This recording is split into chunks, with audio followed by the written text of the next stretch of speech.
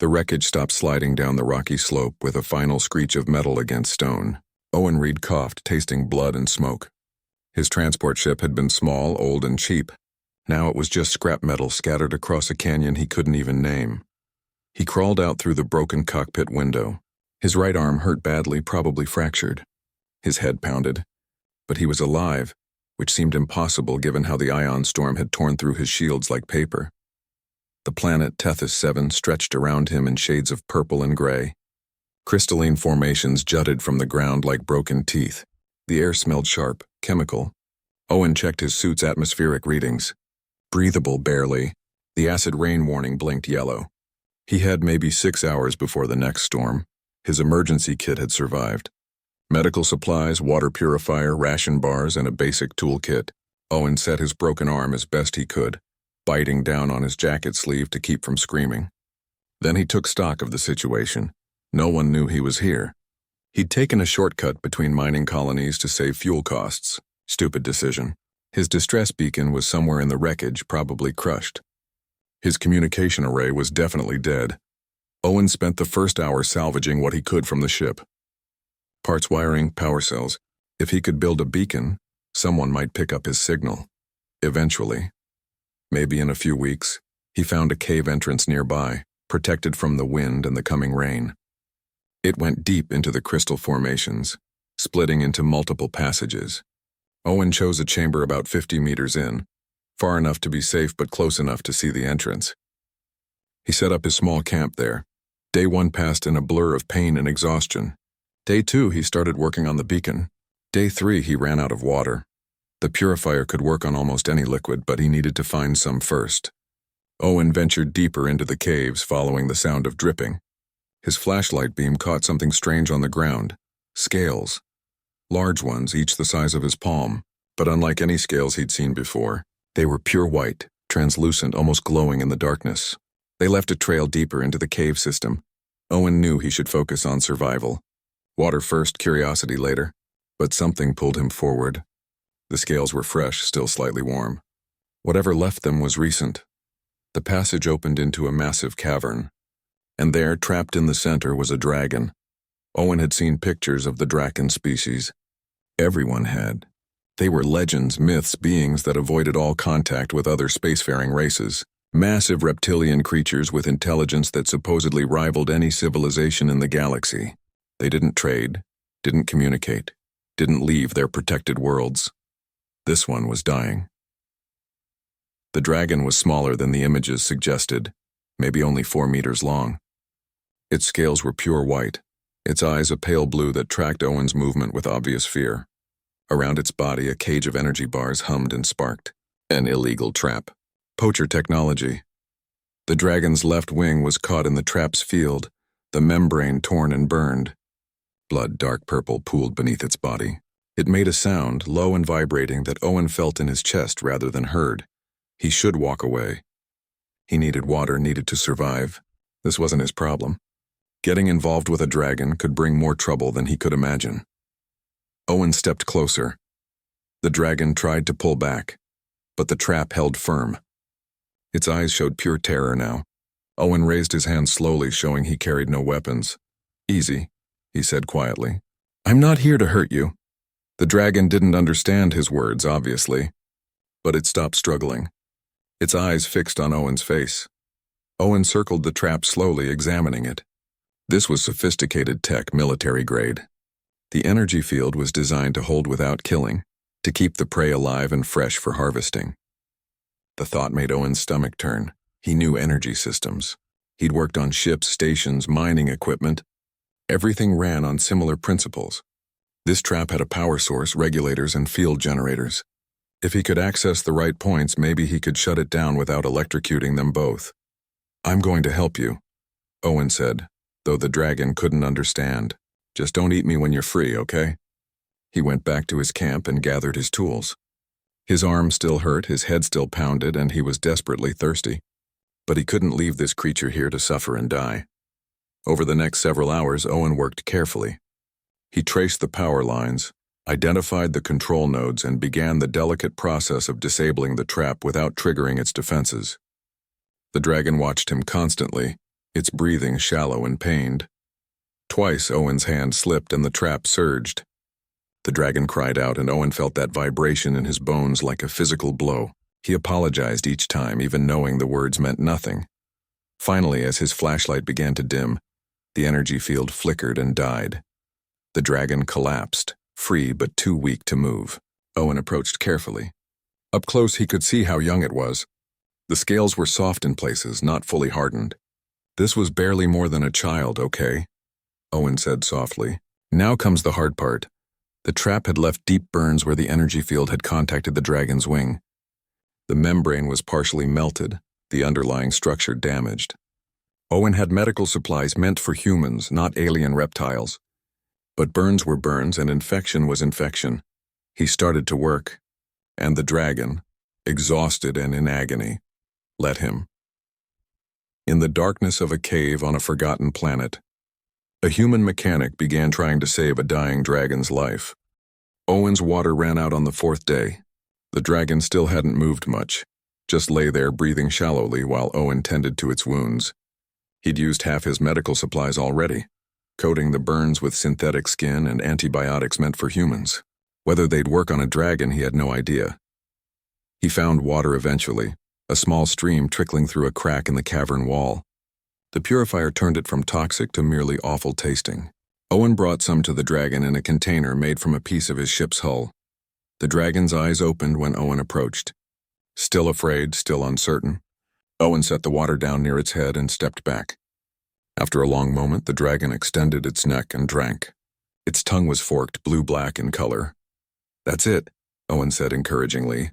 "You need fluids." He'd been talking to the dragon constantly, partly to keep himself sane, partly because he'd read somewhere that animals responded to calm voices. Not that this was an animal. The dragon's eyes showed too much intelligence for that. It watched Owen with an awareness that felt uncomfortably human. The burns were getting worse.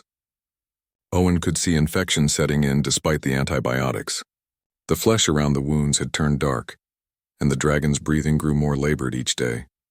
It was dying slowly, and Owen didn't know how to stop it.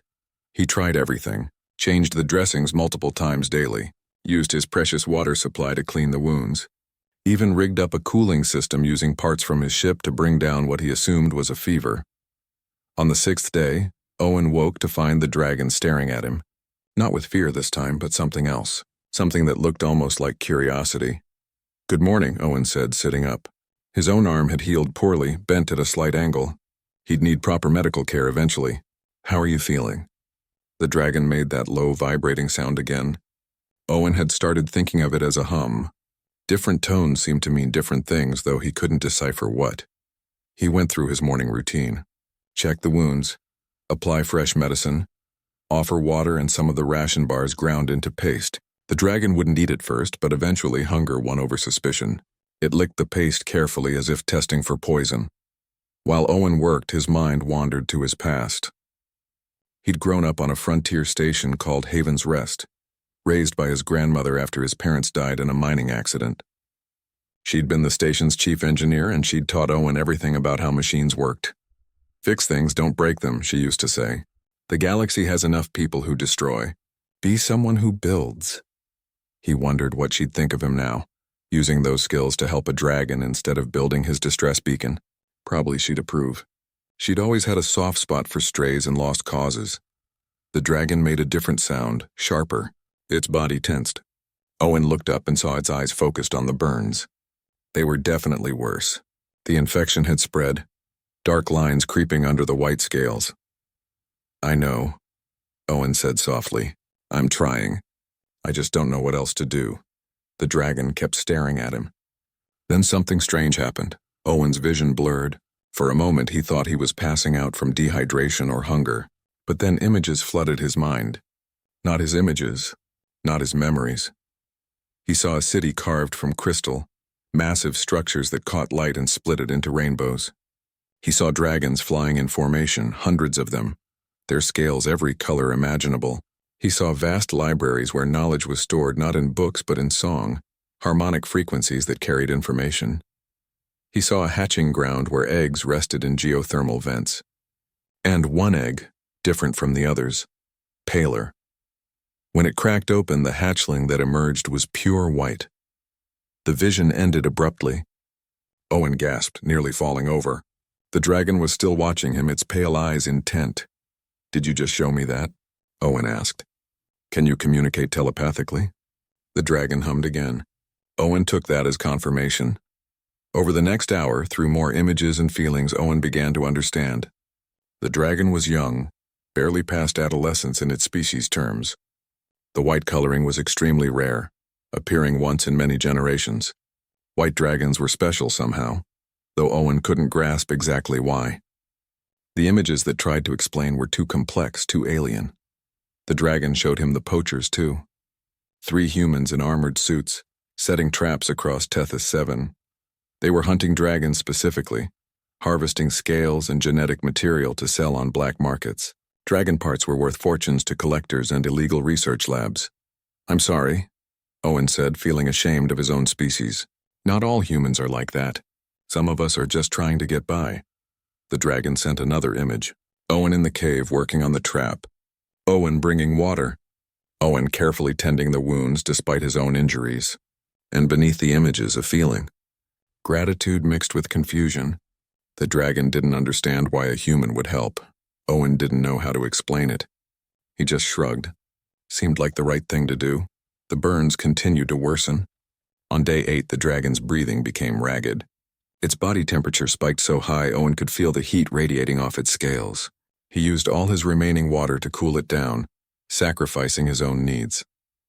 That night, Owen sat beside the dragon and talked. He told stories about his grandmother, about the stations he'd worked on, about the time he'd accidentally vented an entire cargo bay into space while trying to fix a door control. He talked about his dreams of owning his own repair shop someday, somewhere quiet where people brought him broken things and he made them work again. The dragon listened, its eyes half closed. Owen didn't know if it understood the words or just found his voice comforting. Near midnight, the dragon's breathing suddenly eased. Its body temperature dropped back to something more normal. When Owen checked the wounds, he found the infection receding. The dark lines under the scales were fading. "You're fighting it," Owen said, relief flooding through him. "You're actually fighting it off." The dragon hummed softly. Through their strange connection, Owen felt determination. The dragon had decided to live. Not for itself, but for him. Because he'd tried so hard to save it, and it didn't want that effort to be wasted. Owen felt tears on his face and didn't bother wiping them away. He'd saved a dragon's life. The most impossible thing he'd ever done, and it was working. Healing came slowly. The dragon could lift its head by day 10, could stand shakily by day 12. Owen fashioned a support for the damaged wing using flexible tubing from his ship and scraps of fabric. It wasn't perfect, but it kept the wing from dragging on the ground. The mental connection between them grew stronger. The dragon still couldn't send complex thoughts, but emotions and simple concepts came through clearly. Owen learned to recognize hunger, pain, curiosity, and something that felt like amusement when Owen tripped over rocks in the dark cave. Owen had given up on his distress beacon.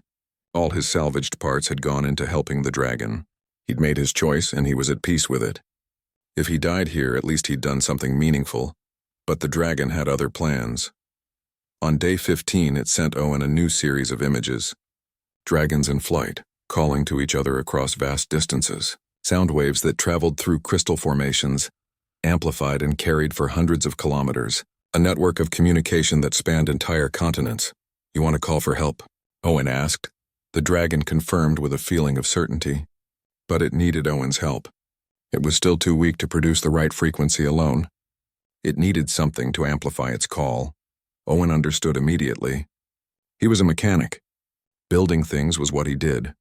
He spent 3 days constructing a device from his ship's communication array, power cells, and pieces of the crystal formations. The crystals were key. They resonated at specific frequencies, and when Owen tested them with electrical current, they produced sounds far outside human hearing range. The dragon watched his work with clear interest. Through their connection, Owen felt its approval, its excitement. They were working together now, truly cooperating. The device was crude but functional. A power source connected to a crystal matrix that would amplify and broadcast whatever sound the dragon produced. Owen had no idea if it would work, but it was their best chance. Before they activated it, the dragon sent Owen more images. This time they were clearer, more detailed. Owen finally understood what made white dragons special. They were memory keepers. Every dragon had genetic memory, could access experiences from their ancestors. But white dragons had this ability enhanced 1,000-fold. They could remember everything perfectly, permanently, and more than that, they could share these memories with every other dragon alive. When something important happened, white dragons recorded it. They made it part of the collective memory of their species. Every dragon would know it, would remember it, as clearly as if they'd experienced it themselves. The dragon sent Owen an image of himself, working on the trap, tending wounds, bringing water. The dragon intended to record this. Owen's actions would become part of dragon memory. Every dragon that ever lived after this moment would know what Owen had done. "I don't need that," Owen protested. "I just helped because it was right." But the dragon was insistent. This was important. Humans had hunted dragons for centuries. Most dragons remembered only violence and betrayal from Owen's species. This needed to be recorded too. Proof that some humans could be different, could be kind. Owen didn't know what to say. The idea that an entire species would remember his name felt overwhelming. He was just a mechanic, just a guy who'd crashed his ship and made the best of bad circumstances. The dragon sent a feeling of certainty. Then it sent something else, a name. Not in words, but in ultrasonic frequencies that Owen's ears couldn't process, but his mind somehow understood. The dragon was offering its own name in return. Owen tried to pronounce it and failed completely. The dragon made that amused feeling again. They settled on Frost as a compromise, something Owen could actually say. "Okay, Frost," Owen said, smiling. "Let's call your family." They set up the device near the cave entrance where the signal would carry farthest. Owen activated the power supply while Frost gathered its strength. The crystal matrix began to glow softly. Frost produced a sound that Owen felt more than heard. It started low, building gradually, resonating through the crystals until the entire array sang with it. The sound wave pulsed outward, amplified by the device and the natural crystal formations of Tethus 7. They broadcast for 10 minutes, then waited. Nothing happened. They tried again an hour later. Still nothing. "Maybe they're too far away," Owen said, trying to hide his disappointment. "Or maybe the signal isn't strong enough." Frost sent determination. They would try again, and again, however many times it took. They broadcast every few hours for 2 days. Owen's supplies were nearly gone. He was down to his last ration bar, and even with the water purifier, he could feel his strength fading. Frost was recovering, but still too weak to fly. If help didn't come soon, they'd both die here. On the 3rd day of broadcasting, something answered. Owen was adjusting the crystal matrix when Frost suddenly raised its head, alert. Through their connection, Owen felt excitement mixed with relief. Frost made a sound different from the broadcast call. "This was a response, a greeting. They heard us?" Owen asked. Frost confirmed. They were coming. Over the next few hours, Owen felt Frost's emotions shift from relief to anxiety. The dragon sent images of elder dragons, stern and protective. They would be angry that Frost had been injured. They would be suspicious of the human who'd been nearby. "Will they hurt me?" Owen asked directly. Frost sent uncertainty. It would try to explain, would show them everything, but elder dragons were set in their ways. They'd avoided humans for good reason. Seeing one with their precious white dragon might make them react badly. Owen sat down heavily. He'd saved Frost's life, but now that rescue was coming, he might not survive it. The irony wasn't lost on him. Frost moved closer, awkward with its supported wing. It pressed its head against Owen's shoulder, sending waves of gratitude and apology. If Frost could have chosen differently, it would have. But it needed help to survive, and this was the only way. "It's okay," Owen said, reaching up to touch the smooth white scales. "I made my choice. Whatever happens now, I don't regret it." They waited together as the sun set over Tethus 7.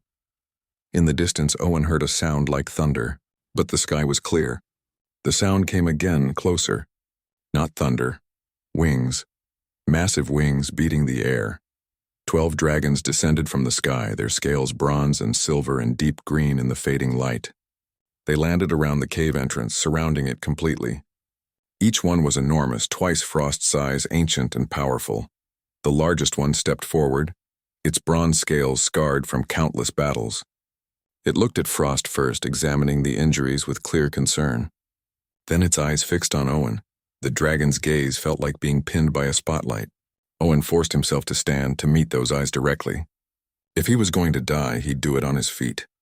The bronze dragon opened its mouth, revealing teeth like daggers. It made a sound that shook the ground beneath Owen's feet. Not a call or a hum, but something closer to speech. Deep and resonant, full of authority and power. Owen didn't understand the words, but he understood the tone.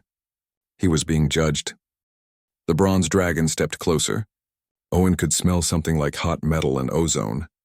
His heart hammered against his ribs, but he kept his hands visible and his posture non-threatening. Running would be pointless. Fighting would be suicide. Frost moved between them despite its injuries.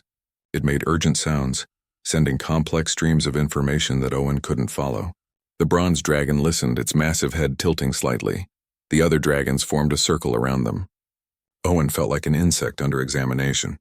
Several of them made low sounds that felt hostile. One, with deep green scales, actually growled. The bronze dragon silenced them with a short bark of sound. Then it turned back to Owen and did something unexpected. It lowered its head until its eyes were level with his. Owen's vision blurred again. But this time it wasn't Frost sending images. The bronze dragon was in his mind, not gentle like Frost, but forceful and thorough. Owen felt his memories being examined, pulled out, and displayed. The crash, finding Frost, the decision to help.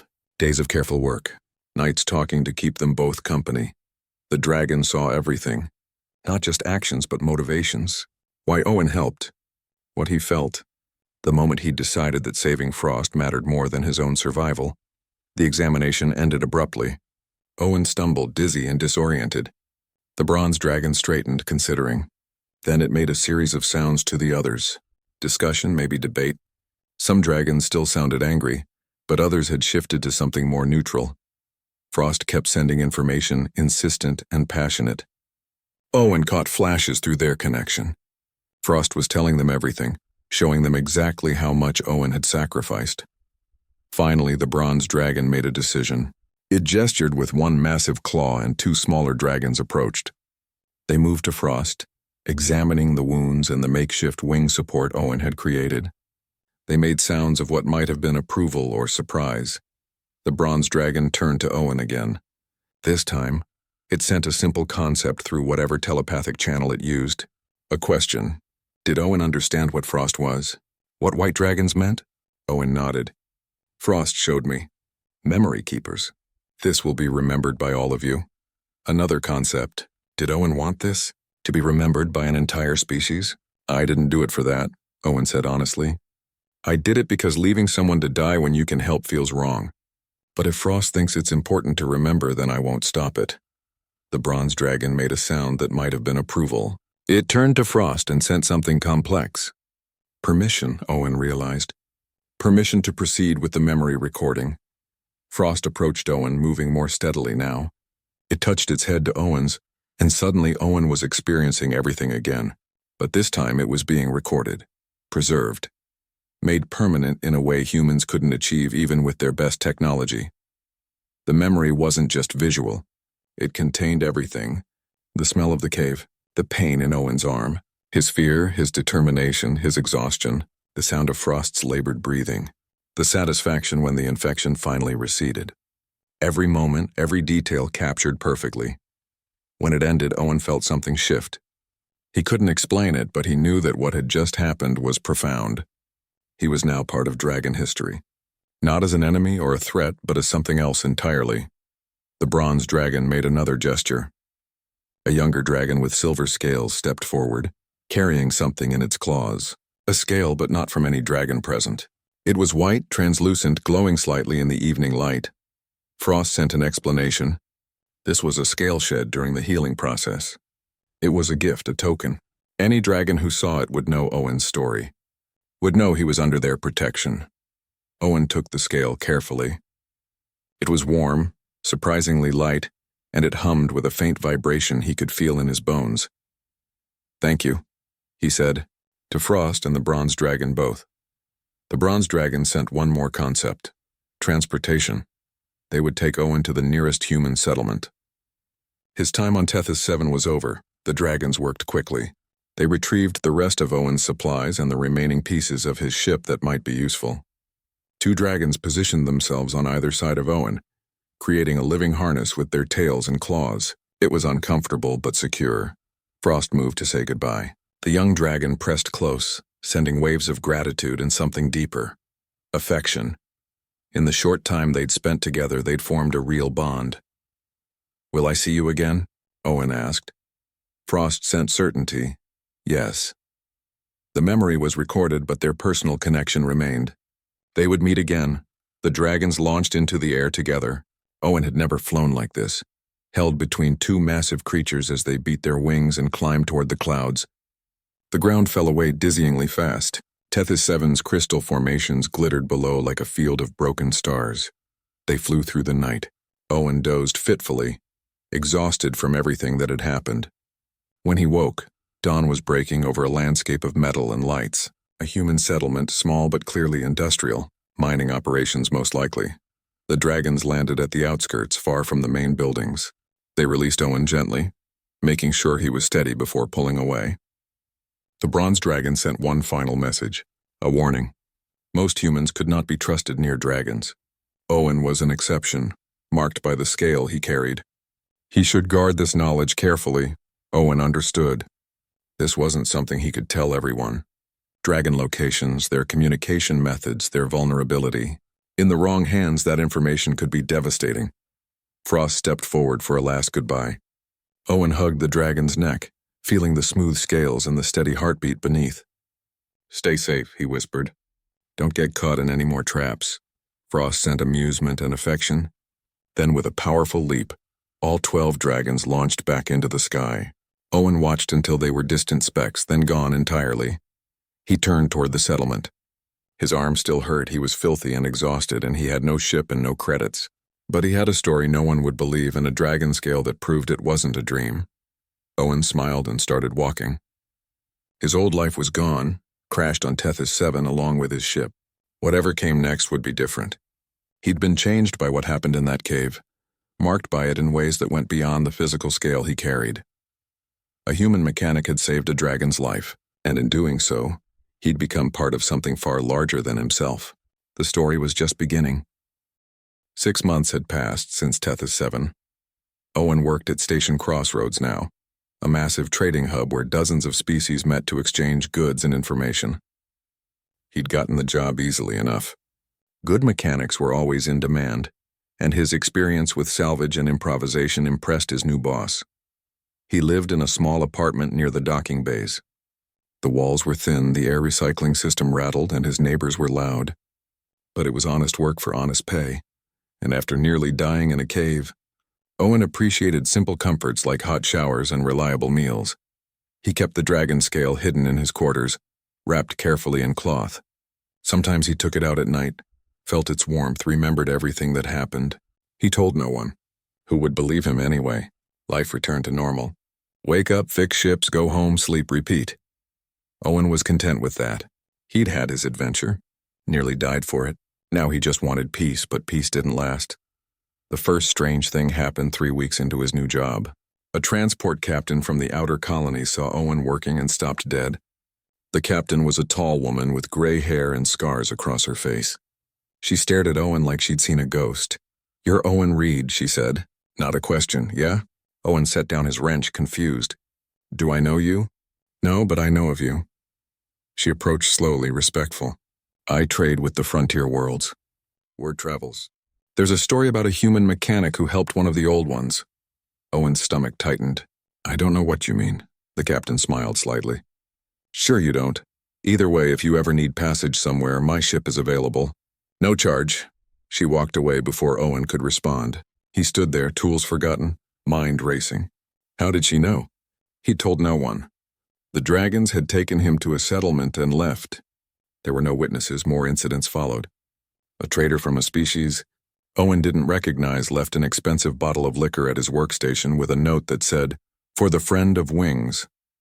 A station security officer who'd always been cold suddenly started greeting Owen warmly. A visiting diplomat actually bowed slightly when they passed in the corridor. Owen asked his co-worker about it. "Has anyone been asking about me?" His coworker, a young man named Pete, shrugged. Not that I heard. Why? You famous or something? No, definitely not. But the incidents kept happening. Small gestures of respect from people Owen had never met. Knowing looks. A few times he caught beings from different species having hushed conversations while watching him work. The words he caught made no sense. Memory Keeper. The Mercy Act. Marked one. 2 months in, a ship docked that made Owen's heart stop. Its hull was decorated with dragon imagery. Not the cartoonish versions humans used, but accurate representations. Detailed, respectful. The kind you'd only make if you actually knew what dragons looked like. 3 crew members disembarked. They walked straight to Owen's work bay and asked for him by name. They were human, but their eyes held something strange. A kind of reverence. Owen Reed? The leader asked. She was older, maybe 60, with white hair and a braid. We've been looking for you. Why? Owen kept his hands on his tools, suddenly wary. Because you're a legend among certain circles, the human who saved a white dragon. We wanted to meet you, to thank you. Thank me for what? For giving us hope. She gestured at her crew. We're dragon watchers. Have been for years. We study them from afar, document their movements, try to understand them. For decades, they've avoided any contact with humans, wouldn't even let us near their territories. But 3 months ago, something changed. Owen's mouth went dry. Changed how? They stopped running. Started watching us back. One even approached our ship. Didn't communicate, just observed. Then it left. But the message was clear. They're reconsidering their stance on humanity, and the timing matches with your story. What story? Owen asked, though he knew. The woman smiled. The one that's spreading through every spacer bar and frontier station. The mechanic who crashed on Tethus 7 and saved a dying dragon. Who used his own supplies to heal it. Who built a communicator from scrap. The story varies in details, but the core is always the same. One human showed genuine kindness, and the dragons remembered. Owen sat down heavily on his toolbox. How does everyone know? The dragons are telling people. Not directly, but through their actions. Ships that approach dragon territories aren't being driven off immediately anymore. Traders who deal with species the dragons trust are getting messages passed along. And some people who've had dealings with older races, they're hearing the actual story. The full version. Your name is in it, Owen. Your real name. She pulled out a datapad and showed him. Articles, forum posts, even a few academic papers speculating about increased dragon activity. And woven through all of it, references to the Mercy Act and the human who helped. I didn't do it for recognition, Owen said quietly. We know. That's what makes it meaningful. The woman put away her datapad. You proved humans can be more than hunters and exploiters. You proved we can be kind. That matters more than you realize. They talked for an hour. The Dragon Watchers explained how they'd tracked him down through shipping records and settlement reports. They weren't the only ones looking. Apparently, several academic institutions wanted to interview him. A few governments had expressed interest. Even some corporations. The corporations can forget it, Owen said firmly. I'm not talking to anyone who wants to profit from this. Smart, the leader agreed. Be careful, Owen. Not everyone who seeks you out will have good intentions. There are people who'd want to use your connection to dragons for their own purposes. After they left, Owen sat in his quiet work bay and tried to process everything. His small act of kindness on Tethus 7 had spread across the galaxy. The dragons had kept their promise. They'd remembered. And now everyone else was learning the story too. That night, Owen took out the dragon scale. It glowed softly in the darkness of his apartment, pulsing with a gentle rhythm like a heartbeat. He'd thought his adventure was over, that he'd go back to being nobody special. He'd been wrong. 3 days later, official representatives from the Frontier Corps arrived at Station Crossroads. They wore formal uniforms and carried credentials from high-level government offices. They requested a meeting with Owen Reed regarding first contact protocols and interspecies relations.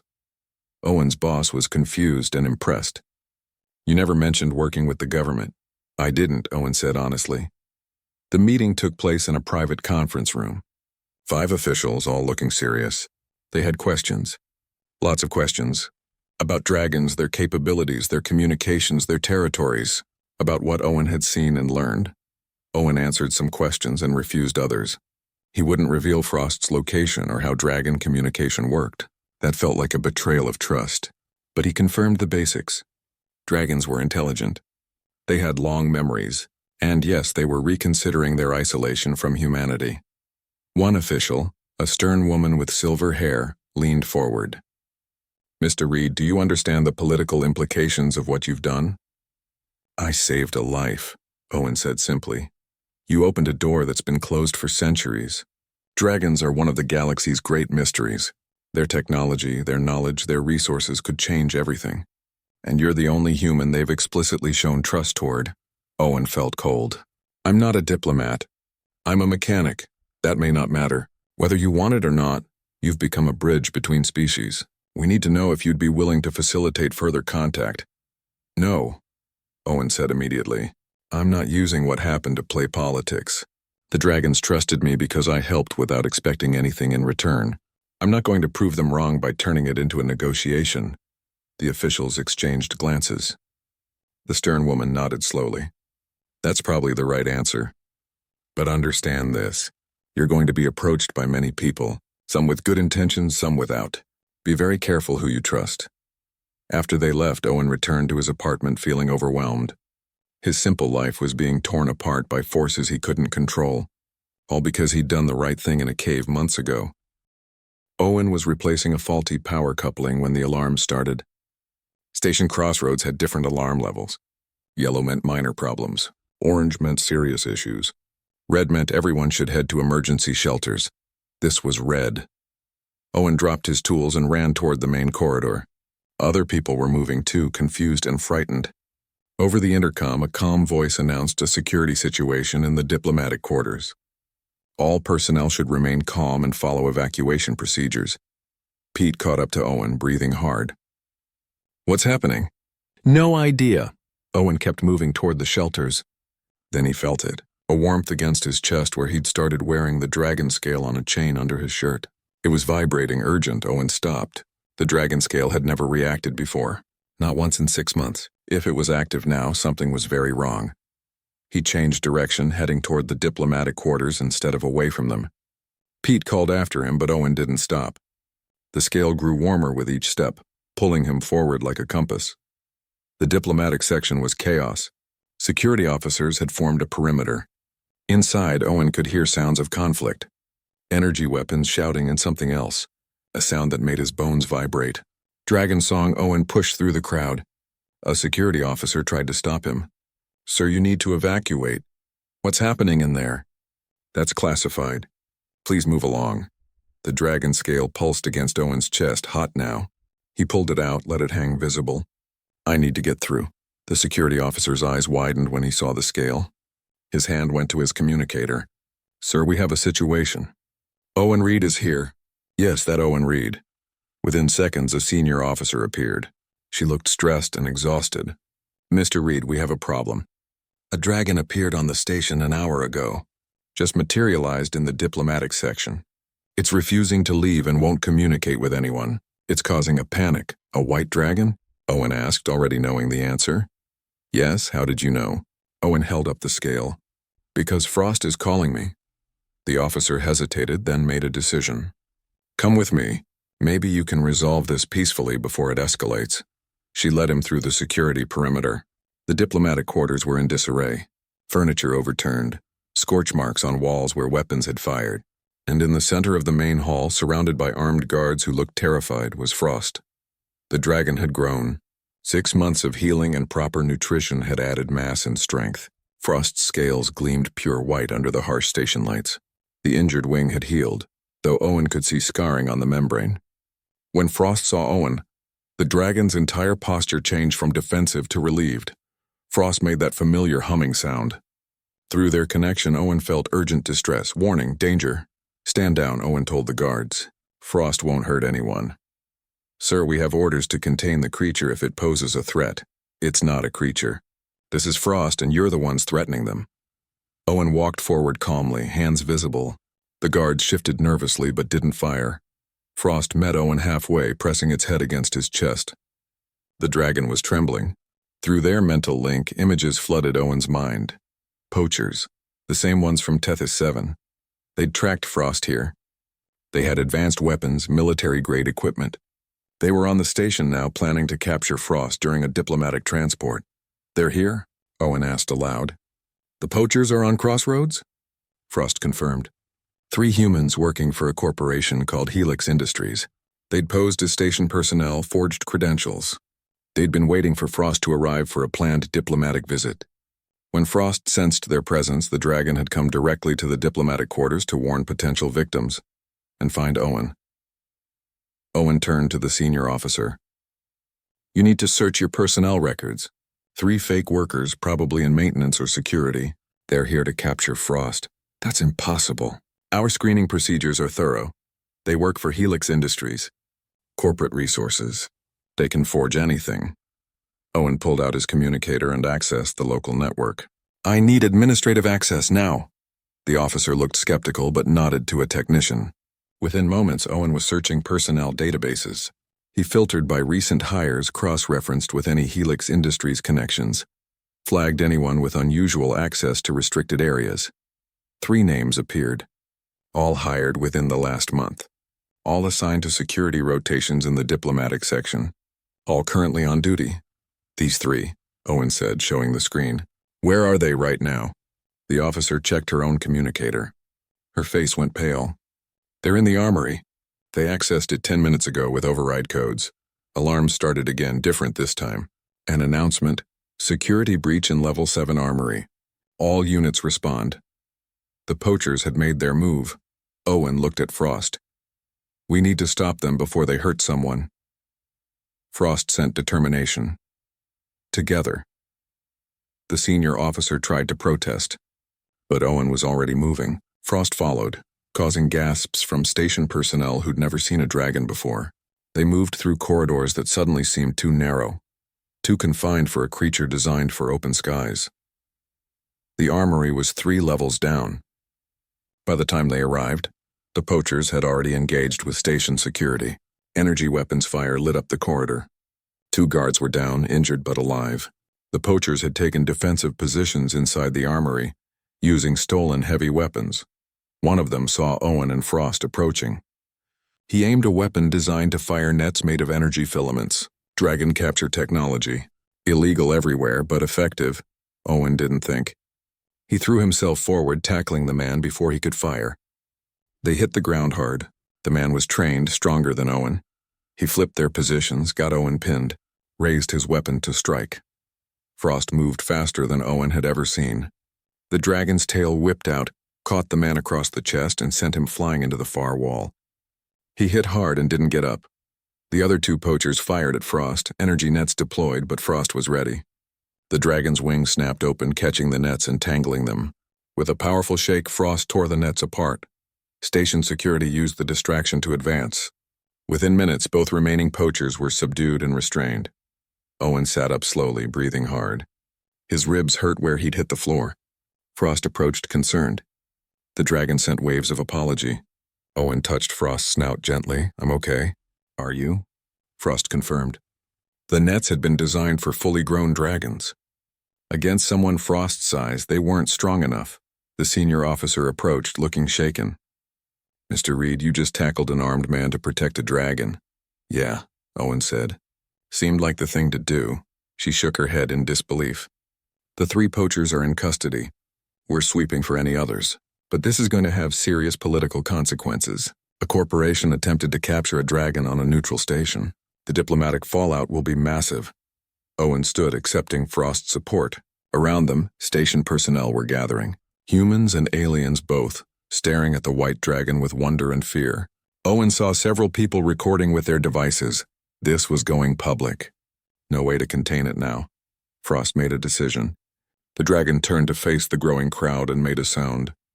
Not the attack frequency or the communication call. This was different. Harmonious, almost musical. Through their connection, Owen understood. Frost was speaking. Not in words, but in a way that transcended language. Emotions and concepts that everyone present could somehow feel. Gratitude for the station's help. Respect for those who'd defended them. And a message for humanity. Dragons remembered both kindness and cruelty. Owen had shown the former. The poachers represented the latter. Humanity would be judged by which path more of them chose to follow. The crowd was silent. Some people had tears on their faces. Others looked ashamed or inspired or simply overwhelmed. Frost turned back to Owen. The dragon sent a question. Would Owen consider something? The Bronze Elder, whose name translated roughly as sage, had authorized Frost to make an offer. Dragons were ending their isolation. They would need someone to help them navigate relations with other species. Someone they trusted completely. They wanted Owen to serve as a liaison, not a diplomat or a politician, just himself. Someone who could explain humans to dragons and dragons to humans. Who could be honest when others would be political. I'm just a mechanic, Owen protested weakly. Frost sent amusement. No, Owen was the mechanic who'd saved a dragon's life. The human who'd proven his species could be kind. The one whose name every dragon knew. He was exactly what they needed. Owen looked around at the faces watching him. The damaged station corridor. The weapons on the ground. The poachers being taken into custody. 6 months ago he'd crashed on a forgotten planet and made a choice in a cave. That choice had led here. He thought about his grandmother's words. Fix things, don't break them. The galaxy has enough people who destroy. Be someone who builds. Maybe this was his chance to build something bigger than machines. Something that could bring species together instead of tearing them apart. Okay, Owen said quietly. I'll do it. But on my terms. I stay who I am. No fancy titles, no political games. I help because it's right, not because it's profitable. Frost sent joy and agreement. That was exactly why they wanted him. Over the next weeks, everything changed. Helix Industries faced massive legal consequences. The story of Owen and Frost spread through official channels now, not just rumors. Dragon representatives began appearing at diplomatic functions, always requesting Owen's presence. He split his time between station crossroads and dragon territories. He still worked as a mechanic, insisting on keeping his skills sharp. But now he also attended meetings, helped translate cultural misunderstandings, and built bridges between species that had been separated for centuries. Children across human space heard bedtime stories about the mechanic who saved a dragon. Academic institutions studied the implications of dragon memory sharing. Species that had never interacted with dragons began tentative communications. Owen remained humble through it all. He was just someone who'd made the right choice when it mattered. But Frost knew better. Through the dragon collective memory, Owen's story would live forever. Every dragon that ever lived would know his name, his kindness, his sacrifice. In the end, that was worth more than any title or treasure. To be remembered not for conquest or wealth, but for simple mercy given freely. That was the kind of immortality that actually meant something.